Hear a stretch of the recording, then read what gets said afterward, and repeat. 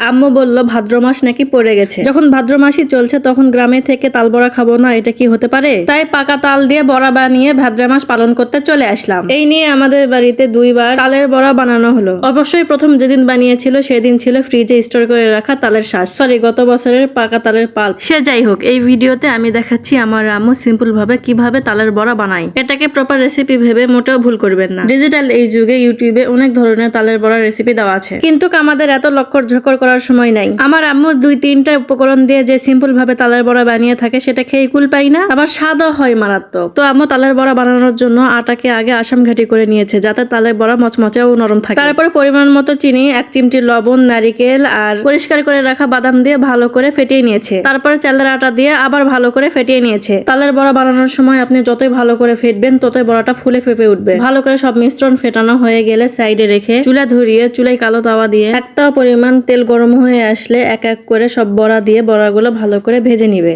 আম্মু এখানে পাকা তালের একই ব্যাটার দিয়ে 2 শেপে তালের বড়া ভেজে নিচ্ছে। একটা শেপ যেটা হচ্ছে গোল গোল করে, যেটা সান্তারের মানুষ করে থাকে, আর একটা হচ্ছে নওগাঁ জেলার মহাদেবপুর, ধামুর, নজিপুর এলাকার মানুষগুলো যেভাবে তালের বড়া বানিয়ে থাকে। ওনারা হাত দিয়ে পাখির ঠোঁটের মতো লম্বা লম্বা কেমন করে যে ঘোরায়, লম্বা লম্বা হয়, দেখতে ভালোই লাগে, খেতে অবশ্য মজাই লাগে। আমার আপু শ্বশুর বাড়ি যেহেতু নজিপুরে, তাই আপু থাকতে থাকতে শিখে গেছে। আপনি কি এই লম্বা লম্বা তালের বড়া কখনো খেয়েছেন না এটাই ফার্স্টে দেখলেন?